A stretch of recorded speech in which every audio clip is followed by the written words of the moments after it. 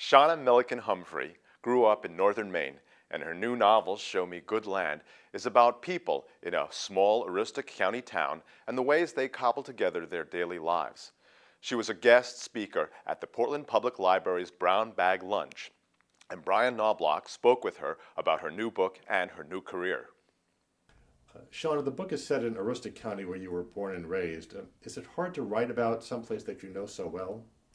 I think that in lots of ways it's easier to write about a place that I know so well. And in writing this book, I took physical features from a lot of towns in Aroostook County. And I think that people who live in Holton and Hodgdon, Littleton, Monticello, Fort Kent, Presque Isle, Caribou, I think that the people who live there will recognize familiar aspects in my prose. So. And you have four main characters there. You have Odie, Emmett, Retta, and Miles, and their struggles with everyday life and trying to make their way. What drew you to that kind of story? Is that a story that you're familiar with from living there? A little bit, a little bit. My literary idols are people like Dorothy Allison and John Steinbeck and Rick Bragg, people who talk about the seedier side of life and the whole idea of there being nobility and there being this moral code even among marginal characters, let's say. And so that's really what drove the process of writing the book, is that I wanted to explore moral ground and moral questions that might not be as clear when you put people in a specific sort of situation. For instance, is an underage relationship ever okay? Is an underage gay relationship okay? Is violence ever okay? Is one abortion? Is two? And I really just wanted to have my readers challenged and say, where are our specific moral lines? And have people approach the book maybe thinking one thing, but then finish the book and maybe thinking another thing, maybe deciding that there is some flexibility there where once it was very black and white. Is it unusual to make readers work like that? I think sometimes. I wanted to write a smart book for smart readers, and I didn't want to write an easy book or a simple book or something with hackneyed or plot devices or tropes. I didn't want to do that. So I tried to write a smart book, and I hope I did. That's a really nice compliment. Thank you. The plot is sort of intricate.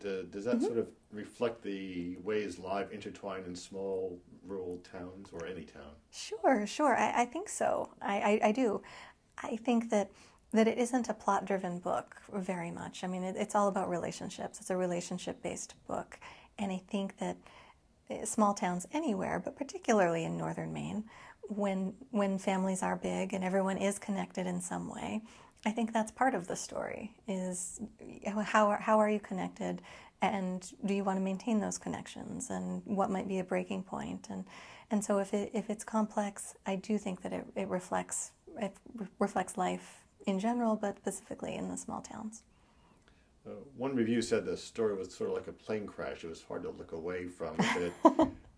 Is it hard to write a story like that? I mean, from your personal perspective? I think so, and I think it's especially hard to write a story like that set in Maine, where the image is very pastoral. It is vacation land, and while that is true, there's also this other rich and wonderful, textured and nuanced community that is less fortunate and less affluent, but just as noble and just as honorable and just as interesting.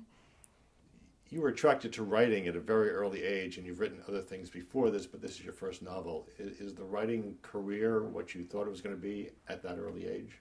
That's a good question, and I can answer in many ways yes, but in surprising ways no. I knew that I always wanted to be a writer, but I didn't really know how to go about it. So I spent a great deal of time learning the craft and apprenticing myself to really great minds and great writers.